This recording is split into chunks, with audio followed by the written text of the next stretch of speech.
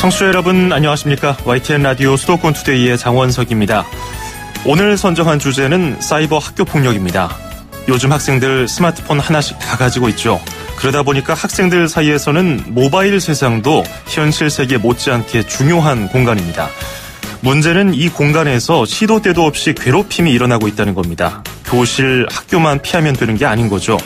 잠시 뒤 일부 투데이 포커스에서는 이웅혁 건국대 경찰학과 교수 연결해서 사회 문제로 떠오른 온라인 학교 폭력과 관련한 이야기를 나눠보겠습니다.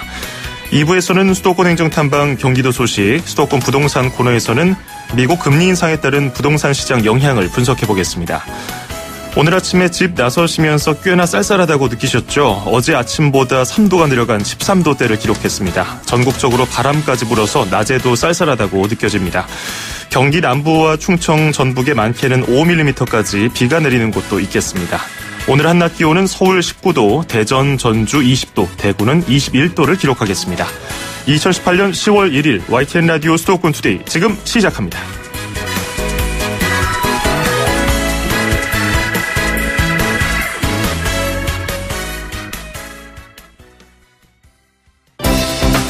수도권과 관련된 소식은 모두 여기 YTN 라디오 수도권 투데이.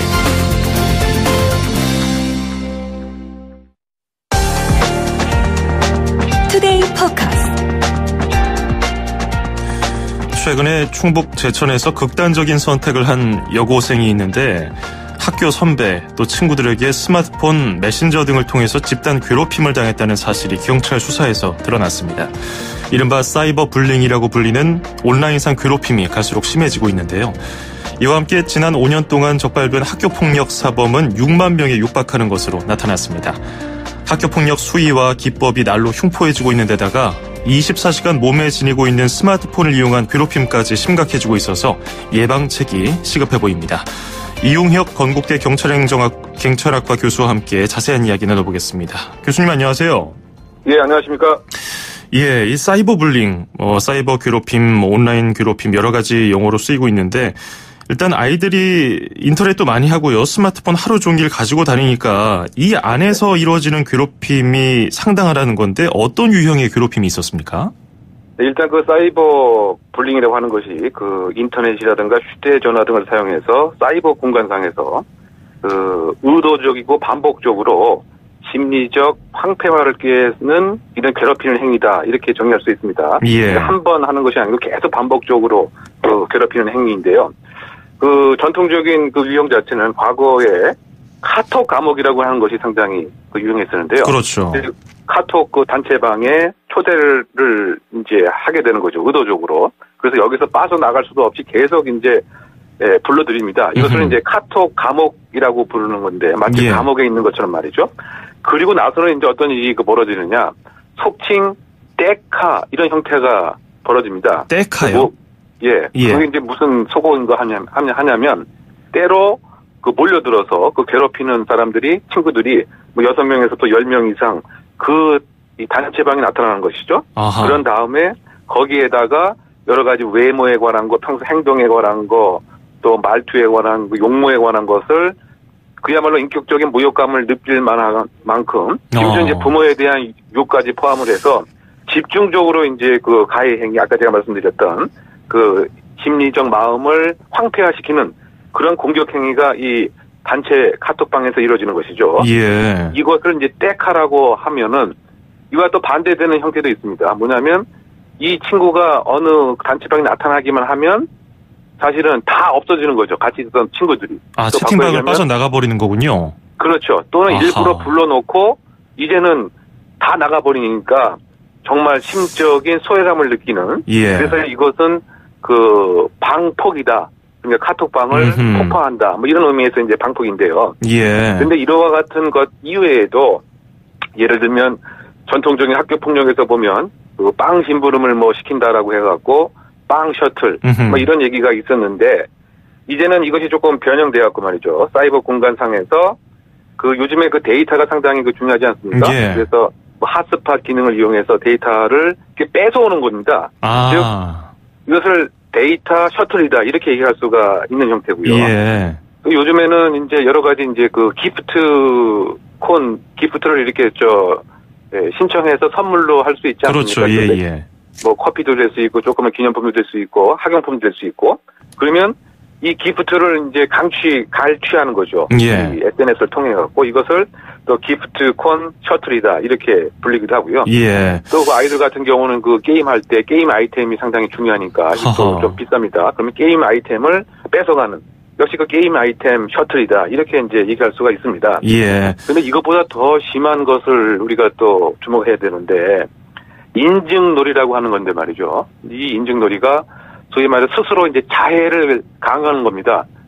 특정한 사진을 보여주면서 너 이렇게 예를 들면 다치게 할 수 있니? 안 그러면 또 여러 가지 괴롭히기 때문에 자해를 강요하는 인증놀이도 뭐 있는 거 하면 또 최근에 있었던 그런 일인데요.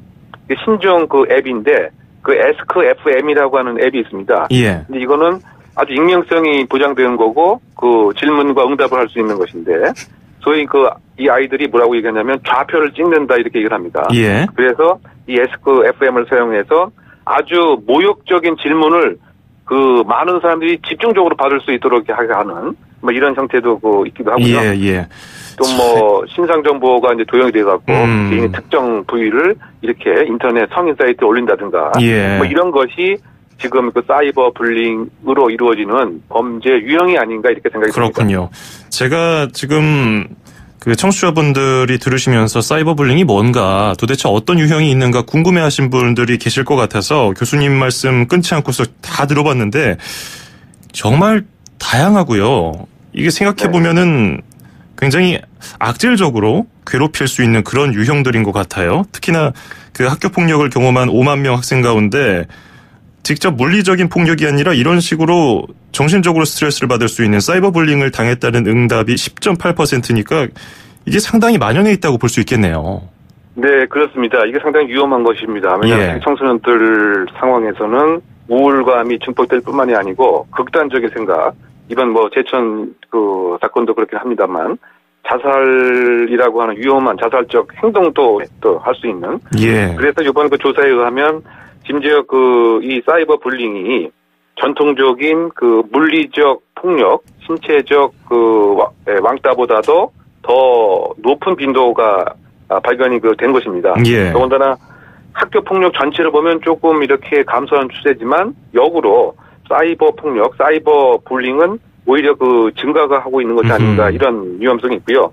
더군다나 이게 더 심각할 수밖에 없는 것이 그 학교 폭력은 물리적으로 뭐 이렇게 왕따시킨다든가 이것은 학교 공간에서 제한적으로 일어난다고 한다면 지금 설명드린 이 사이버 불링은 24시간 일주일 내내 365일 동안 무차별적으로 이게 지속 가능한 그러게 거죠. 말입니다. 그게 참 걱정인데요.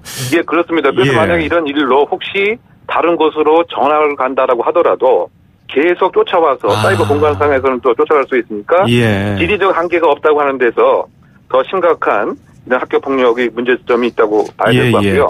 이렇게 순식간에 퍼지니까 말이죠. 맞습니다. 교육부에서도 이렇게 학교 폭력의 양상이 달라지는 것을 심각하게 여겨서 사이버 불링을 학교 폭력에 포함시키기로 했는데, 근데 이번에 극단적인 선택을 했던 제천 여고생의 경우 처음에 학교 측에서는 이렇게 인터넷상에서 뭐 모바일 메신저를 통해서 괴롭힘을 당했다는 사실을 처음에는 인지하지 못했고 경찰 수사 과정에서 드러났단 말이죠.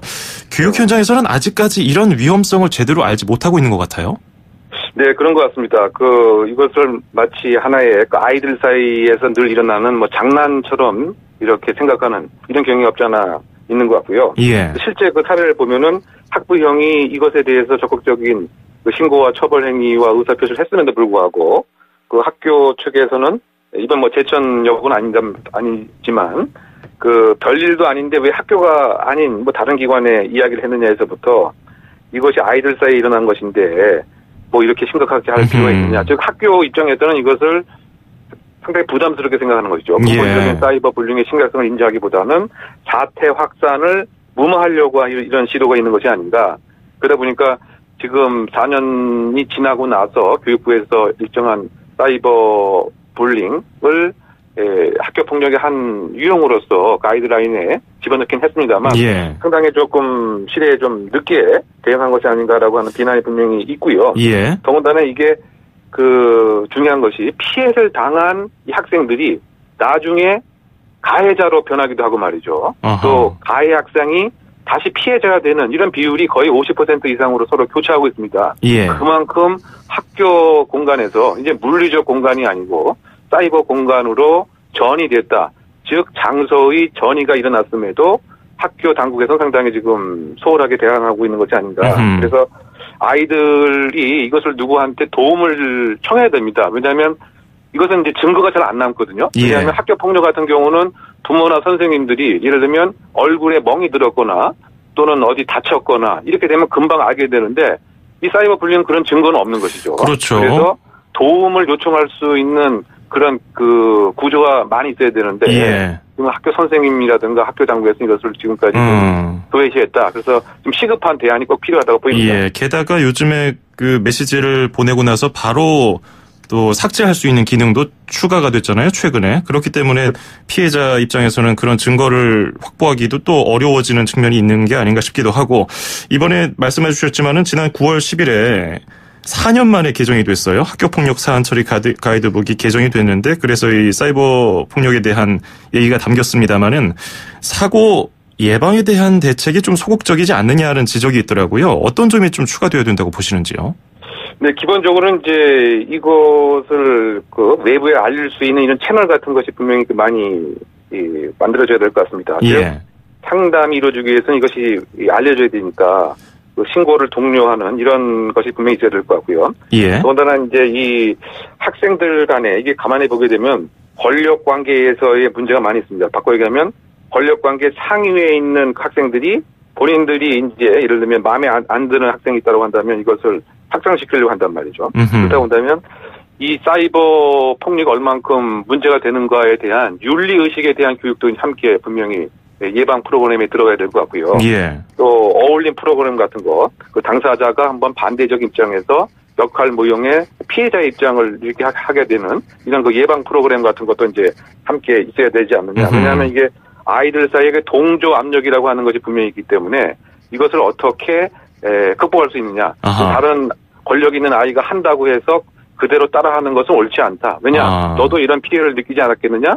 이런 식의 조금 더 구체화된 그 예방 매뉴얼과 예방 프로그램도 함께 있어야 될 것 같고요. 예. 더군다나 이제 그 교사 선생님들도 좀 무엇인가 좀 더 권한을 학교에서 많이 줘서 이 휴대폰이라든가 이런 그 매체를 조금 이렇게 점검할 수 있는, 물론 이제 학생 인권이 뭐 중요하긴 합니다만 이런 그 사이버 불링의 피해가 상당히 심각하기 때문에 교사 선생님들에게도 좀 권한을 더 줘서 학생들의 옳고 그름에 대한 판단, 또 사이버 공간에서의 규범 의식에 대한 확립, 뭐 이런 것이 좀 더 대폭 강화될 필요가 있지 않나 생각됩니다. 예. 이게 뭐 수년 전부터 생긴 이제 새로운 유형의 괴롭힘이기 때문에 이게 또 새로운 제도를 도입하고 교육 시스템을 마련하는 데에서 어려움이 있을 것 같기도 한데, 어쨌든 이게 교육대로 이렇게 학교 폭력을 예방하기 위해서 학생들을 대상으로 쭉 해오지 않았습니까? 근데 이게 학교 폭력이 근절이 가능할까? 왜냐하면 이게 뭐 하루 이틀 생긴 문제도 아니고 수십 년 동안 학교 폭력 문제는 이어져 오고 있으니까요. 어떤 유형이 됐든 간에 이번에 사이버 불링은 뭐 새로운 유형입니다만은 학교 폭력 전담 경찰이라든지 담당 공무원을 늘리는 방안은 어떻습니까? 결국은 이제 그 많은 이제 그 감독, 감시, 그 다음에 그 의미 있는 타자에 대한 그 애착, 이것이 그 전통적으로 학교 폭력을 막는 근본 그 원리란 말이죠. 그 이유는 왜 그러냐면 학교 폭력의 구조를 우리가 가만히 생각해 보면 세 그룹으로 나눌 수가 있습니다. 예. 한 그룹은 가해자 그룹이 되겠죠. 한 그룹은 피해 학생 그룹입니다. 예. 그런데 중요한 것이 뭐냐면 이것을 그대로 지켜보고만 있는 방관자 학생층이 상당히 많다고 하는 이 점입니다. 아하. 그래서 이 학교 폭력이 얼만큼 피해의 심각성이 있고 이와 같은 교육 자체가 이 방관자들에게 전달이 돼야 되겠죠. 그래서 이것을 보게 되면은 말린다든가 가해 학생들한테 너 이러면 안 되지 않느냐, 이런 적극적인 용기를 심어줄 수 있는 지지 세력, 지지 집단이 있어야 됩니다. 그것이 학교 경찰관일 수가 있고요. 또는 뭐 부모가 될 수도 있고 상담 교사가 이제 될 수도 있는데, 이 침묵하는 그 방관자들이 계속 있는 한 학교 폭력의 근본적인 해결은 상당히 좀 어려운 문제인 거죠. 그렇게 큰 틀에서 보게 된다면 사이버 불링도 마찬가지고요. 이것에 동조하고 동참하고 하는 방관자 학생들이 아닌 용기 있게 이것은 나쁜 행동이다, 이렇게 지향할 수 있는 이런 그 교육, 이것은 결국은 뭐 고전적인 얘기이긴 합니다만 부모와 선생님들의 역할이 가장 중요하다고 생각이 됩니다. 예, 지금 교수님 말씀에 따르면은 뭐 외부 인력, 뭐 경찰이라든지 뭐 공무원을 늘리는 것도 중요하지만은 내부적으로 일단은 해결할 수 있도록 그런 역량을 길러주는 것이 필요하다는 말씀이신데, 이게 굉장히 갈수록 기법이 교묘해지고 흉포해지고 수위도 높아지고 있으면서 걱정이 많이 되는 부분이고요. 또 학교폭력 사범이 많았던 상위 10개의 경찰서를 보니까는 뭐 경기 안산, 뭐 부천 원미, 인천 미추홀, 뭐 서울 수도권에 집중이 되어 있는데 이런 것들을 좀 세분화해서 대처할 필요는 없겠습니까? 그런 것이 이제 분명 필요하다고 생각됩니다. 예. 그 지역적 특성에 맞게 또는 이제 학교의 구체적인 사이버 불링 또는 학교 폭력의 특성에 맞게끔 맞춤형 대응을 하는 것이 이제 분명히 필요한데요. 예. 근데 그럼에도 불구하고 이제 공통적인 것은 결국 친구들하고의 힘의 불균형, 집단으로부터 배척되면은 내가 소외당할까라고 하는 이런 것 때문에 아까 제가 말씀드린 대로 그대로 이제 방관하는 입장이 많이 있기 때문에 예. 그것에 대한 이제 적극적인 예방 프로그램이 분명히 있어야 될 것 같고요. 예. 또 이것이 학업 수준하고 또 친구, 교사와의 애착 관계에 따라서 학교 폭력의 빈도가 분명히 정해집니다. 예. 그래서 결국 이제 교사와 학생들이 얼만큼 밀접한 애착 관계가 있느냐. 또 그리고 학교 공간을 하는 데서 재미있는 일들이 많이 있게 되면 학교 폭력이라든가 이제 사이버 불링이 줄어들게 됩니다. 그래서 학교의 학업 지상주의적인 것 이외에 무엇인가 재미있는 놀이 프로젝트 같은 것을 이렇게 하게 된다면 사이버 불링도 줄어들 수가 있다. 예. 왜냐하면 많은 연구에 있어서 학교 폭력을 그냥 재미있어서 하는 아이들도 상당히 보면 있단 말이죠. 예. 그래서 이것보다 더 재미있는 학교 놀이 프로그램의 증대 그리고 윤리의식의 확대 이것이 근본적인 해결 대안이 되지 않을까 생각됩니다. 예, 알겠습니다. 우리 성인들도 이런 방안을 마련해야겠지만 학생들과 함께 대화를 통해서 이런 근본적인 문제 해결을 위해서 같이 노력해 나가면 좋겠습니다. 오늘 설명 잘 들었습니다. 고맙습니다. 네네. 네, 지금까지 이웅혁 건국대 경찰학과 교수였습니다.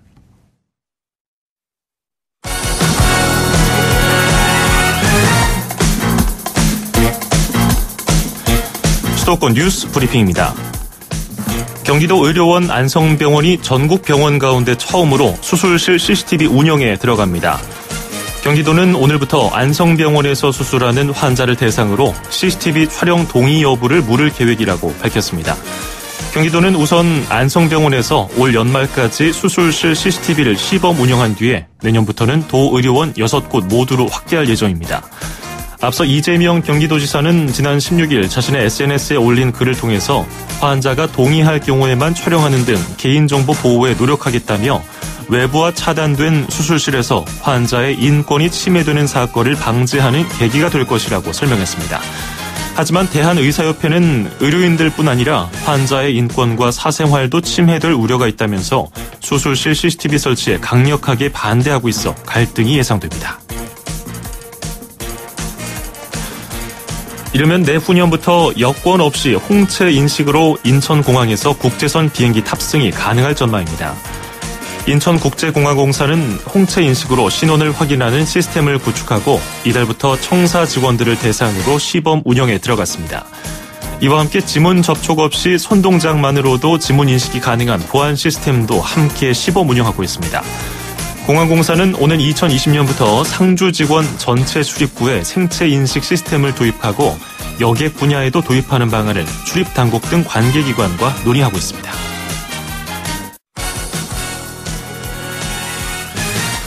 서울시가 역세권 청년주택의 건립이 가능한 지역의 범위를 넓혀서 3만 호를 추가로 공급하기로 했습니다. 서울시는 현재 지하철 승강장 경기로부터 반경 250m인 역세권의 범위를 350m로 확대해서 사업 대상지를 3제곱킬로미터 정도로 넓히겠다고 밝혔습니다. 서울시는 추가된 면적의 10%에만 청년주택을 지어도 공급 물량이 3만 호 이상 늘어날 것으로 기대하고 있습니다.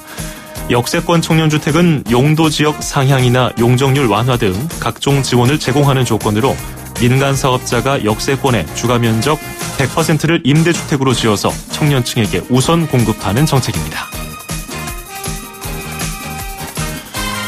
경기도 교육청이 다음 달 1일부터 내년 2월까지 학교로 직접 찾아가서 교권 보호에 대해 교육하기로 했습니다. 이번 교육은 미리 신청한 96개 각급 학교와 특수학교의 교원과 학부모 등을 대상으로 진행하고 교육 내용은 교권과 법률, 교권 침해와 대응 등입니다. 특히 학부모에게는 경기 학생 인권 조례와 교원의 교육활동 보호와 학생의 학습권 보호, 평화로운 학교 문화 만들기 등을 소개하게 됩니다. 앞으로 인천 지역 도시공원과 어린이 놀이시설에서 술을 마시면 과태료가 부과됩니다. 인천시 의회는 최근 이런 내용이 담긴 인천시 건전한 음주 문화 환경 조성에 관한 조례안을 입법 예고했습니다. 해당 조례안은 인천시장이 도시공원과 어린이 놀이시설에 대해서 전부 또는 일부를 음주 청정지역으로 지정할 수 있도록 하고 있습니다. 또 음주 청정지역에서 음주와 소음 등 타인에게 혐오감을 주는 행위를 저지르면 과태료를 부과한다는 내용도 포함되어 있습니다. 한강공원 여의도 물빛무대와 광진교 8번가에서 가을을 맞아 무료 콘서트와 영화 관람 등 문화 프로그램이 진행됩니다. 여의도 물빛무대에서는 가을과 사랑에 빠지다라는 콘셉트로 매주 금요일과 토요일 저녁 다양한 장르의 음악 공연과 영화를 볼 수 있습니다. 누워서 보는 콘서트 누코는 팝과 뮤지컬 음악, 재즈, 아카펠라 등을 들려주고 한강 무비 페스티벌에서는 다양한 장르의 영화가 상영됩니다. 공휴일인 개천절과 한글날에는 개그맨 정재형, 이용주 등이 출연하는 스탠드업 코미디 공연이 열립니다. 한강 전망이 탁월한 광진교 8번가에서는 초록 테이블, 베리마치 등의 뮤지션이 공연하는 한강 로맨틱 콘서트가 열립니다. 경기도는 내년부터 4년 동안 모두 662억 원을 들여서 주택 밀집 지역과 상가 지역 등의 자투리 주차장과 공영주차장 설치를 대폭 늘리기로 했습니다. 경기도는 이 기간에 도심 주택가 240곳에 864대의 차량이 주차할 수 있는 자투리 주차장을 조성하고 학교와 교회 등의 주차장을 인근 주민들에게 무료 개방하면 주차장 시스템 설치비의 절반을 지원합니다. 또 같은 기간 도심과 상가 지역 40곳에 4,200대의 차량이 주차할 수 있는 공간을 확보할 계획입니다. 지금까지 수도권 뉴스 브리핑이었습니다.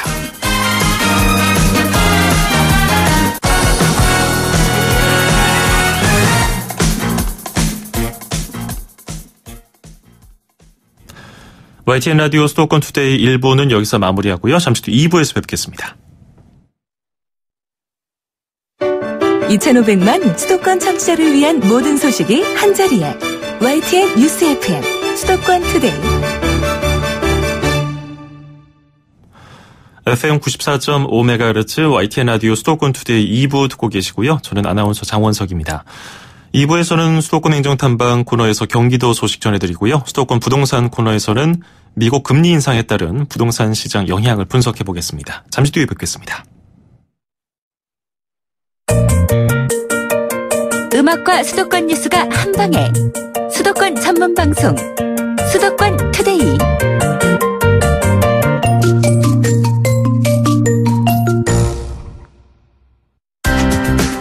서울, 경기, 인천, 집고! 수도권 정보의 핵심이 바로 여기에 수도권 행정탐방. 수도권 행정탐방 경기도로 떠나보겠습니다. 재활용품, 리사이클된 제품이라고 하죠. 이런 재활용품을 활용해서 다시 한번 또 디자인을 다시 하거나 활용도를 더하는 작업을 업사이클링이라고 합니다. 경기도에서 업사이클 플라자 구축 사업을 시작한다고 하는데요. 홍성신 경기도 경제과학진흥원 클러스터 육성팀장 연결해서 자세한 이야기 나눠보겠습니다. 홍 팀장님 안녕하세요. 예, 안녕하십니까. 저는 경기도 경제과학진흥원의 홍성신 팀장이라고 합니다. 네. 업사이클 얘기는 자주 들어봐서 익숙하신 분들도 계시겠습니다만은 업사이클 플라자 구축한다? 이게 어떤 내용인지 좀 궁금하네요. 업사이클 플라자라는 그 용어부터 조금 좀 제가 말씀드렸으면 좋겠습니다. 네. 몇 해 전에 아디다스에서 그 바다 위에 떠다니던 페트병을 모아서 여기서 실을 추출한 다음에 이걸로 옷과 신발을 만들어서 시장에 내놓은 일이 있었습니다. 네. 굉장히 호응도 좋았고, 비싼 가격에, 결국에 이제 기업은 이익이니까요. 비싼 가격에 판매할 수 있는 아주 좋은 기회들이 만들어졌습니다. 네. 그런, 새로운 디자인과 새로운 화학적 궁합을 조합을 바꾸는 일을 저희는 업사이클이라고 부르고요. 대한민국에서 이를 본격적으로 좀 추진해야 되고 그걸 경기도에서 선발적으로 지금 하려고 업사이클 센터를 지금 설립 중에 있습니다. 그렇군요. 예를 들면은 재활용품을 뭐 분쇄해서 뭐 녹여서 다시 뭐 다른 제품으로 만드는 뭐 이런 것도 있지만 재활용품을 또 새롭게 디자인하고 또 가치가 높은 제품으로 다시 만드는 것. 이것을 업사이클이라고 하는데 굉장히 가치 있는 사업이라고 알려져 있습니다만은 이렇게 경기도 차원에서 플라자를 만들어서 어떤 역할을 할 수 있을지도 궁금하네요. 네, 제가 그 경기도 업사이클 플라자에서 하는 역할들을 조금 말씀드리면 이해가 좀 쉬우실 것 같습니다. 저희 경기도 업사이클 플라자는 크게 3가지 사업을 중점적으로 추진하려고 하고 있습니다. 먼저 이제 이 업사이클 산업을 육성하려면 기업이 가장 중요합니다. 그래서 그런 새로운 소재들을 발굴하고 만들어내는 기업들과 그 소재들을 배출하는 기업들을 잘 찾아서 그걸 연계하는 사업들을 중점적으로 하려고 하고 있고요. 두 번째로는 그냥 그 업사이클이 바로 되는 게 아니라 소재에 대한 굉장히 많은 이해가 필요합니다. 그래서 소재에 대한 교육, 그리고 최근에 뭐 3D 프린터라든가 아니면 레이저 커터와 같은 그런 소재를 가공할 수 있는 그런 장비들이 많이 나오고 있습니다. 그래서 그런 것들을 교육할 수 있는 교육 시스템도 갖추고 있고요. 네. 마지막으로는 이 업사이클 산업에 대한 새로운 이해를 위해서 문화 확산하고 그다음에 일반인들을 위해서 여러 가지 지원 활동들을 할 예정에 있습니다. 앞서 예시로 들어준 기업은 아디다스, 뭐 세계적으로 굉장히 거대한 글로벌 기업입니다만은 이번에 경기도 업사이클 플라자에서 입주 기업을 모집하잖아요. 그때는 뭐 어떤 목적으로 어떤 기업을 대상으로 모집을 합니까? 저희가 이러한 산업들을 같이 육성해줄 기업들을 찾고 있는데요. 네. 저희가 이제 경기도 업사이클 플라자에서 성장할 입주 기업을 모집하고 있습니다. 업사이클 플라자 1층에 총 5개 기업을 유치할 예정이고, 업사이클 관련 산업 분야에 어떤 기업이라든가 협회, 단체 모두 지원이 가능합니다. 경기도에서 발생하는 폐기물을 활용해서 혁신적인 업사이클 아이템을 가진 기업들을 저희는 우대할 예정에 있습니다. 이게 신청은 어떤 식으로 하면 되나요? 일단 신청 기간은 9월 21일부터 시작했고요. 10월 26일, 저희까지 그 입주 모집을 할 예정에 있습니다. 인터넷 포털 검색창에 경기도 업사이클 플라자를 치시면, 경기도 업사이클 플라자 홈페이지에 접속하실 수 있습니다. 여기서 입주 기업 모집 공고를 확인하신 뒤에 거기에 첨부 파일을 다운로드 받으셔서 이메일이나 우편 방문으로 저희한테 접수해 주시면 되는데요. 더 자세한 내용은 공고문을 좀 첨부해 주시면 좋을 것 같고요. 궁금한 사항들은 031-776-4804로 문의해 주시면 됩니다. 예, 경기 지역 번호 031-776-4804, 776-4804로 문의하시면 되는데, 한 일주일이 지났는데, 어떻습니까? 반응은 좀 오고 있나요? 굉장히 뜨겁고요. 네. 저희가 여기에는 여러 가지 이유가 있겠지만 주변보다 좀 저렴하게 이 사무실을 제공하고 있습니다. 뿐만이 아니라 아까 말씀드렸던 그런 좋은 장비들, 그리고 공용 주반, 그다음에 공동 작업장하고 다양한 시설들을 저희가 제공할 예정이라 굉장히 경쟁률이 치열할 거로 예상하고 있는데요. 예. 저희가 여기에 관련해서 10월 12일 날 수원 경기 상상 캠퍼스에서 입주 설명회 및 현장 투어를 진행할 예정입니다. 제가 시간을 깜빡 잊고 말씀 안 드렸는데 오후 2시입니다. 다시 한번 말씀드리면 10월 12일 날 오후 2시에 수원 경기 상상 캠퍼스에서 입주 설명회를 저희가 진행할 예정이 있습니다. 네. 경기도 업사이클 산업을 선도할 역량 있는 기업들의 많은 관심과 참여 부탁드리겠습니다. 다음 주 금요일이네요. 다음 주 금요일 오후 2시에 수원 경기 상상 캠퍼스에서 입주 설명회와 현장 투어가 진행된다고 하는데 관심 있는 분들을 참여하시면 좋겠고, 힌트 좀 주세요. 뭐 이렇게 기업의 규모가 크거나 작거나 한 게 이 선정되는데 지대한 영향을 미치나요? 그것보다는 오히려 여기에 대한 업사이클 산업에 대한 인식이 굉장히 중요할 것 같습니다. 방금 말씀드린 대로 저희가 이걸 산업으로 바라본 지가 얼마 되지 않았거든요. 네. 그리고 아직도 자연 환경 보호 운동으로 여러분들 많이 인지하고 계신데 사실은 여기에 굉장히 많은 경제적 부가가치들이 숨어 있다라고 저희는 바라보고 있습니다. 그래서 여기에 대한 잠재력, 가능성, 그리고 열정 이런 것들을 가진 분들을 저희가 적극 우대하고 있습니다. 예, 그 업사이클 되는 제품이라든지 그 결과물에 대한 내용은 주로 어떤 게 많나요? 뭐 어떤 게 예술 작품 같은 게 많을까요? 아니면 뭐 기술적인 면에 활용되는 부품 뭐 이런 게 있을까요? 저희가 그 후자가 좀 더 저희가 추구하는 바입니다. 네. 예술 작품이라고 하는 것들은 어떻게 보면 한정된 시장을 갖고 있을 수밖에 없고요. 한 예로 저희가 얼마 전에 그 열심히 지금 활동하시는 기업분들 중에 아이템이 하나 괜찮은 게 있었는데요. 네. 옷을 잘게 쪼갠 다음에 이거를 목재로 바꾸는 그런 기업들도 많이 있습니다. 그래서 이런 기업이 하나 있는 게 아니라 몇 군데서 열심히 지금 기업 활동들을 하고 계세요.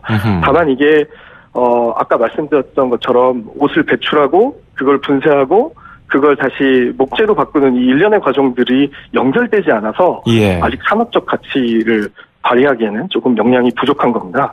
그래서 이제 그런 저희가 역량 있고 잠재력 큰 기업들을 발굴을 잘하고 그 밸류체인 간의 가치 사슬 간의 연계를 좀 저희가 좀 지원해 줄 수 있으면 굉장히 훌륭한 산업이 될 수 있을 것 같습니다. 그렇군요.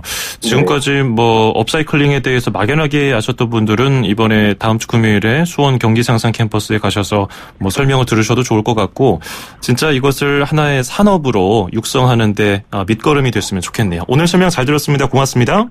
예, 감사합니다. 네, 지금까지 홍성신 경기도 경제과학진흥원 클러스터 육성팀장이었습니다.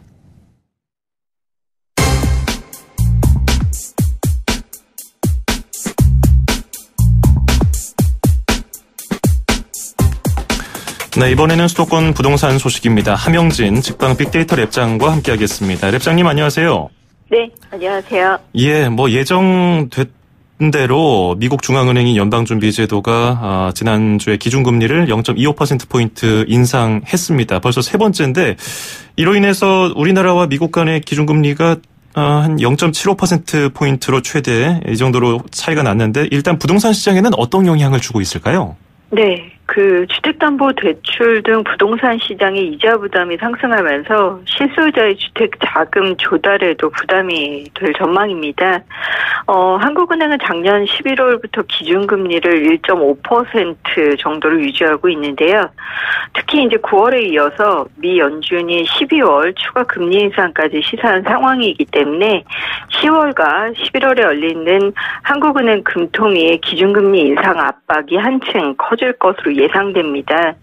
뭐 이미 국내 주요 시중은행의 잔액 기준 코픽스 연동 주택담보대출 금리가 대체로 4% 중후반대로 접어든 상황인데요. 뭐 가뜩이나 여신 규제 탓에 대출을 받아서 주택을 구매하는 것이 힘들어진 상황에서 뭐 금리 부담까지 늘어나면 주택의 거래량도 감소할 수밖에 없을 것으로 판단됩니다. 그렇군요. 연말까지는 계속 이런 추세가 이어질 것 같다는 분석이셨고요. 그리고 금융당국이 기존보다 더 강력하고 더 넓은 범위의 주택담보대출 규제 방안을 이달에 또 내놓을 계획이라고 하는데 여기에 총부채 원리금 상환 비율 DSR 규제안이 주 내용이 될 것 같죠? 예, 맞습니다. 금융당국은 약 6개월에 걸친 시범 운영 실태 점검을 마치고 이를 토대로 DSR의 기준 그리고 DSR이 전체 가계대출에서 차지할 수 있는 비중의 최대치 같은 명확한 대출 기준을 마련할 방침입니다. 뭐 DSR은 가계대출의 원리금 상환액을 모두 더해서 소득으로 나눈 값인데요. 금융회사가 돈을 빌려줄 때 DSR을 따져야 되고 또 DSR이 지나치게 높으면 대출이 거절되거나 일부만 승인된다는 의미가 되겠습니다. 이전 6개월간 DSR 기준은 뭐 시범 운영 기간에는 이제 100% 수준 정도를 적용했었는데 이 비율을 한 70에서 80% 수준으로 정할 가능성이 높고요. 뭐 전체 대출에서 이 비중이 뭐 5%를 넘는지 10%를 넘는지까지도 총량 규제를 할 수 있을 것으로 보여집니다. 예, 이와 관련해서 뭐 돈 빌려서 집 사기 더 어려워질 전망인데 뭐 다주택자들은 더 그렇겠죠. 자, 그리고 주택 임대 사업자에 대해서도 좀 제재 규제를 가한다고 정부가 발표를 했는데 임대업 이자 상환 비율도 강화가 되네요. 예, 맞습니다. 이제 렌트 투 인터레스트, 그러니까 뭐 RTI라고 하는데요. 부동산 임대업자의 연간 임대소득을 해당 임대업 대출의 연간 이자 비용과 해당 임대 건물의 기존 대출의 연간 이자 비용의 합으로 나눈 배율입니다. 그러니까 실질적으로 임대소득을 이자를 감당할 수 없을 정도로 취하지 못한다면 아예 대출을 해주지 않겠다는 것인데요. 네. 종전 약 6개월간에 걸친 시범운영 기간에는 주택 RTI는 한 1.25배, 그리고 주택이 아니면 1.5배를 넘어야 대출이 이루어졌었는데, 이를 상향 조정하는 방안을 정부가 검토 중입니다. 그러니까 가령 주택의 RTI도 1.5배로 높인다든지 주택과 비주택을 모두 함께 RTI를 높이는 방식이 될 전망인데요. RTI 수치를 높이게 되면 임대업자 입장에서는 임대소득이 대출이자 비용을 감당할 수 없다면 대출을 받기 어려워지는 것이고요. 다만 이제 임대료를 높여서 세입자에게 부담을 전가할 수 있다는 점은 정부가 규제 전에 검토를 좀 해볼 부분이라고 보여지는데요. 예. 이제 9.13 대책으로 서울을 중심으로 한 수도권 등지의 주택담보대출과 또 임대업 대출이 제한된 상황에서 DSR과 RTI가 만약 추가 적용되면 향후 대출 문턱은 한층 더 높아질 것으로 전망되고 있습니다. 네. 자, 다른 얘기도 또 해보겠습니다. 지난달 21일에 정부가 30만 호 추가 주택 공급 방안을 발표를 했는데 이거는 장기적으로 봐야 하는 것도 있지만은 일단 연말까지는 전국적으로 한 12만 호 정도가 아파트 분양 물량이 쏟아진다고요? 예, 맞습니다. 가을 분양 성수기인 10월 이후 분양 시장에 큰 장이 서는데요. 위례나 강남 같은 인기 지역의 청약도 줄을 이을 예정이어서 분양 시장에 소유자 관심이 큰 편입니다. 10월부터 연말까지 전국의 아파트 분양 물량이 한 12만 1,970가구 정도인데요. 10월 물량의 특징은 이제 위례 신도시 북단에서 3년 만에 아파트가 분양될 예정이고, 그리고 판교 인근에 있는 성남 대장지구에서도 첫 공급이 시작됩니다. 네. 더불어서 강남 재건축 일반 분양인 서초구 서초호성 1차 재건축 사업지도 있고요. 그리고 11월에는 은평구 응암동, 그리고 수색동, 그리고 동작구 사당 3구역 일대에 정비사업 일반 분양이 많은 편이고요. 그리고 마지막으로 12월에는 과천 신도시, 그러니까 과천지식정보타운, 그리고 위례 신도시, 그리고 과천시 벼량동의 과천주공 6단지 재건축 아파트도 공급되기 때문에 이런 물량에 소유자의 관심이 집중될 전망입니다. 네. 이렇게 아파트 분양 물량이 나오니까 역시 청약통장 가입자 수가 한 2,400만 명을 돌파했다는 소식이 들려왔어요. 분양시장 인기를 입증하는 것 같은데 우리나라 인구의 거의 절반 가까이 되는 수잖아요. 예, 맞습니다. 지난 2016년 1월 처음으로 2천만 명을 돌파한 이후에 2년 7개월 만에 약 한 400만 명이 청약시장으로 신규 유입된 것인데요. 8월 기준 전국의 주택 청약통장 가입자가 2,400만 명을 넘어섰습니다. 아무래도 9월부터 규제 지역의 경우에는 청약 가점제 대상이 확대가 됐고 또 정부의 위장 전입이나 불법 청약 같은 내용에 대한 단속이 강화됐기 때문에 이제 무주택자 입장에서는 분양 시장의 당첨 확률이 높아졌고 이런 부분이 청약 가입자 수를 늘리는 것으로 보여지는데요. 거기에 이제 주택도시보증공사가 분양 보증을 내주지 않는 방식으로 강남이나 수도권의 인기 지역의 고분양가를 통제를 하고 있으면서 분양가에 대한 메리트가 높아졌죠. 그래서 이런 것들이 로또 청약 인식으로 자리 잡으면서 청약 통장에 각광받는 비결이 되고 있습니다. 그렇군요. 그리고 그 21일에 함께 발표된 3기 신도시 그 발표 내용이 있었는데 그것을 두고서 2기 신도시라고 할 수 있는 지역에 있는 분들은 불만도 많고 또 3기 지역으로 거론될 만한 곳 예상되는 곳에는 문의가 있다고 하는데 그쪽 분위기는 어떻습니까? 사실 정부가 이제 약 한 2025년까지 30만 호로 공급하고 이제 올 내에 서울과 1기 신도시 반경 20km 내에 추가 신도시를 한 20만 가구 발표한다고 하면서 해당 물망지가 지금 시중에 이제 얘기가 되고 있는 것이 많은데요. 네. 근데 문제는 이제 기존의 1기 신도시가 90년대 지어졌던 아파트이기 때문에 도심 재정비 사업인 재건축을 원하는 반면에 이제 기존 주변에 3기 신도시가 들어서면 1기 신도시와 공동화를 우려하는 목소리들 때문에 물망지들의 인근 주민들을 반대하고 있는 목소리들도 나오고 있는 것으로 보여집니다. 뭐 해당 물망지로 회자되고 있는 곳이 실제 택지로 지정될지는 지켜봐야 되겠지만 네. 현재는 뭐 예를 들어 하남이라든지 과천 그리고 뭐 고양이나 광명 이런 곳이 얘기되고 있는 것으로 보여집니다. 이런 부분들을 조금 더 기다려보실 필요가 있는데요. 네. 대량 공급으로 따라서 집값이 안정될 수는 있겠지만 또 지역 주민과의 상생이라든지 지역 주민의 반대 이런 부분들이 어떤 방향으로 진행될지 조금 더 지켜보실 필요는 있겠습니다. 네, 오늘 말씀 잘 들었습니다. 고맙습니다. 예, 감사합니다. 네, 지금까지 함영진 직방 빅데이터 랩장이었습니다.